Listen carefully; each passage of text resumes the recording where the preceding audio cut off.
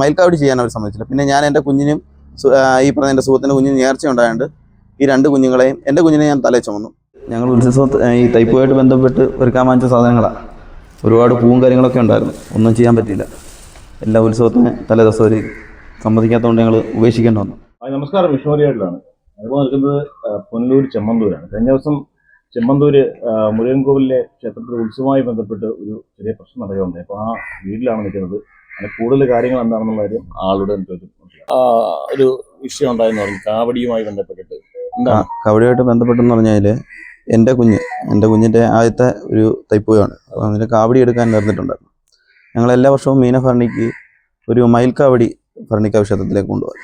അതേ രീതിയിൽ എൻ്റെയും എൻ്റെ കുഞ്ഞിൻ്റെയും എൻ്റെ ഒരു സുഹൃത്ത് സുഹിത്ത് എന്ന് പറയുന്ന കുഞ്ഞിൻ്റെയും കൂടെ ചേർത്തൊരു മയിൽക്കാവടി ഞങ്ങൾ നേർന്നായിരുന്നു, ക്ഷേത്രത്തിലേക്ക് നേർന്നായിരുന്നു.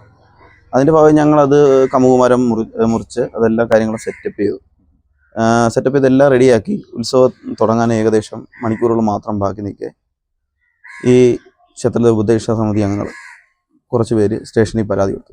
ഏകദേശം രാത്രി 11:30 സ്റ്റേഷനിൽ രാത്രി 11:30 സ്റ്റേഷനിൽ നിന്ന് ഞങ്ങളെ വിളിക്കുന്നു. ഈ പരിപാടി നടത്താൻ പറ്റത്തില്ല, ക്ഷേത്ര ഉപദേശ സമിതി പരാതി തന്നിട്ടുണ്ടെന്ന്.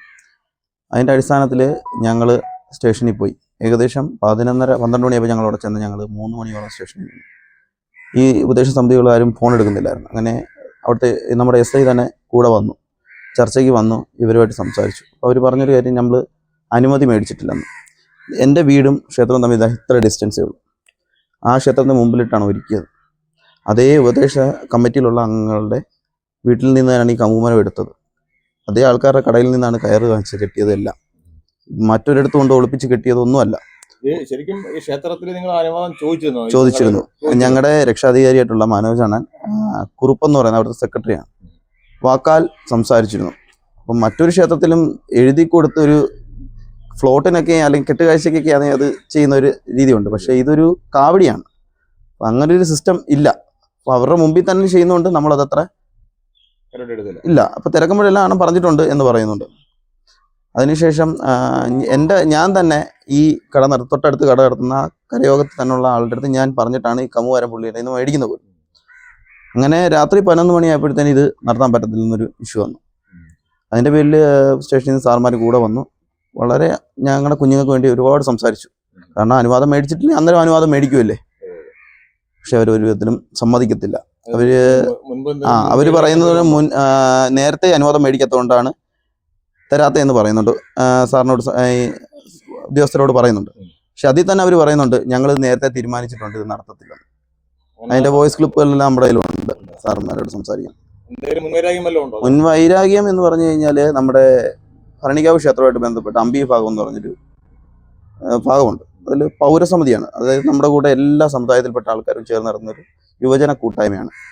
ഈ കൂട്ടായ്മ ആദ്യം രൂപീകരിച്ചതും എല്ലാം ഇവിടുന്ന് തന്നെയാണ്, ഈ ക്ഷേത്രത്തിനാണ്. പിന്നെ ഇവിടുന്ന് കുറച്ച് ആൾക്കാർ ഇതേ വ്യക്തികളുടെ പ്രശ്നങ്ങൾ കാരണം നമ്മളിവിടുന്ന് മാറ്റി കൂടുതൽ നല്ല വേറെ പ്രദേശത്ത് മാറ്റി നടത്തുകയായിരുന്നു. അതിലെ ഒരു വൈരാഗ്യം കുറച്ച് പേർക്ക് ഈ പറയുന്ന നമ്മുടെ രക്ഷാധികാരിയായിട്ടുള്ള മനോഹരമായിട്ടുള്ള പ്രശ്നമാണെന്ന് പറയുന്നു. പക്ഷേ എങ്കിൽ പോലും 2 കുഞ്ഞുങ്ങളുടെ നേർച്ച തടയുക എന്ന് വെച്ച് കഴിഞ്ഞാൽ അതൊരു വലിയ സങ്കടമായിപ്പോയി.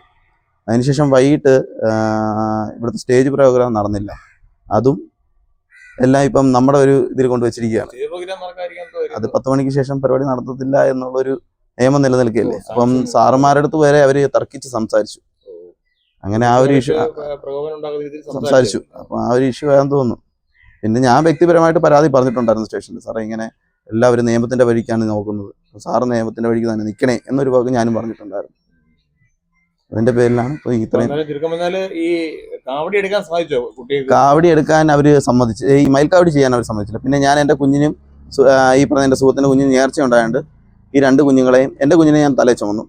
മറ്റേ കുഞ്ഞിനെ അകത്ത് കാവടി സെറ്റ് ഉണ്ട്, നല്ല വെയിറ്റുള്ള കാവടി സെറ്റ്, അതിൻ്റെ മുതുകത്ത് കെട്ടി. അതാണ്ട് ഈ ഒരു മയിലിൻ്റെ പുറകിൽ വെച്ചാണ് അത് ചെയ്ത് കൊണ്ടുപോകുന്നത്. അത് മാറ്റി അതിൻ്റെ മുതുകത്ത് വെച്ച് കെട്ടി ആ വെയിറ്റ് വെച്ച് ഞങ്ങൾ ആ നേർച്ച നടത്തി. നല്ലൊരു തുക, ഒരുപാട് പിള്ളേരുടെ ശ്രമം എല്ലാവരും. അതിൽ കൂടുതൽ ഏറ്റവും സങ്കടം, ഞങ്ങളെ 3 മണി വരെ സ്റ്റേഷനിൽ നിർത്തി. ഞങ്ങളുടെ കുഞ്ഞുങ്ങൾ മേക്കപ്പ് ഇടാൻ എണ്ണിച്ചപ്പോൾ പോലും ഞങ്ങൾ സ്റ്റേഷനിൽ നിൽക്കും. രാവിലെ 6 മണിക്കാണ് പരിപാടി തുടങ്ങേണ്ടത്. അതിനുശേഷം വന്ന് പെട്ടെന്നാണ് അങ്ങനെ ഒരു മാറ്റം വരുത്തി ഞങ്ങൾ കുഞ്ഞുങ്ങളെ കൊണ്ടുവന്നു. ഇത് അവിടെ കുറച്ച് പേരുടെ വ്യക്തിപരമായ താല്പര്യം, എല്ലാവരെയും പറയുന്നില്ല. ആ അമ്പലത്തിൽ ഒരുപാട് നല്ല വ്യക്തികളുണ്ട്, എല്ലാ പരിപാടിയും സപ്പോർട്ട് ചെയ്യുന്ന ഒരുപാട് നല്ല ആൾക്കാരുണ്ട്. പക്ഷെ അവരെ കുറച്ച് 2-3 പേരുടെ, ഞങ്ങൾ ആരും പേരെടുത്ത് പറയുന്നില്ല, പക്ഷെ എങ്കിൽ പോലും 2-3 പേരുടെ വ്യക്തിപരമായ താല്പര്യം. ഈ പരിപാടി എല്ലാം സെറ്റ് ചെയ്തു, ഈ വണ്ടിക്കകത്ത് സെറ്റ് ഫിറ്റ് ചെയ്യാൻ മൈക്ക് സെറ്റുകാരുടെ മുമ്പിൽ നിൽക്കുമ്പോഴാണ് അതിലൊരു കമ്മിറ്റി അംഗം പറഞ്ഞത് ഈ പരിപാടി ഞങ്ങൾ നടത്തത്തില്ല എന്ന് പറഞ്ഞിട്ട് വെല്ലുവിളിച്ചിട്ട് അവിടെ പോയത്. ഇതാണ് സംഭവിച്ചത്. അതിപ്പം പിന്നെ വേറെ കാര്യങ്ങളൊന്നും ഇല്ലല്ലോ ഇതിനകത്തില്ലേ? വേറെ കാര്യങ്ങളൊന്നും എന്തെങ്കിലും ഒന്നുമില്ല. എനിക്ക് ഇതിനായി ബന്ധപ്പെട്ട് എനിക്ക് മനുഷ്യാവകാശ കമ്മീഷൻ പരാതി കൊടുത്താൽ കൊള്ളാമെന്നൊരു ഇതുകൊണ്ട് ഞങ്ങളത് എല്ലാവരോടും ആലോചിച്ചിട്ട്